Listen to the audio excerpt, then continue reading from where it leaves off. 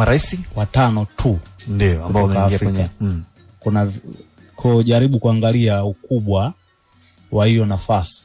Sasa kuna vyama vingapi vya soka ambavyo vipo barani Afrika, lakini kwenye hao 5 Wallace Karia anakuwa ni mmoja wao, kwa maana pia watahudumu kwenye hizo nafasi kwa muda wa miaka 4 mpaka 2029.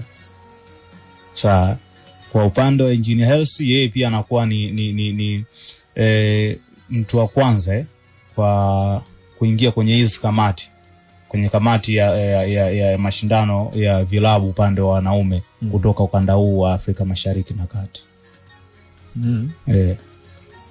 Kwa ni habari njema kwa watu. Yes, yani hii ni habari njema kwa sababu yani najaribu kuonyesha kwamba ukubwa kwanza ni mtu pekee kwenye hiyo nafasi kutoka ukanda wetu kuweza kwenda kuhudumu, kuteuliwa kuhudumu.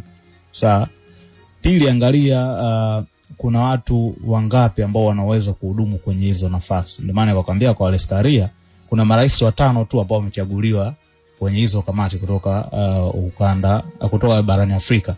Tena yeye ameenda kupewa vice president, makamu wa rais. Yes, makamu wa rais kwenye hiyo nafasi. Inakuonyesha ni kwa namna gani alipewa nafasi ya juu zaidi. Sawa, lakini kwenye watu wachache ambao wameteuliwa, yeye ameenda kupewa nafasi ya juu kwa soka la ufukweni, ndio.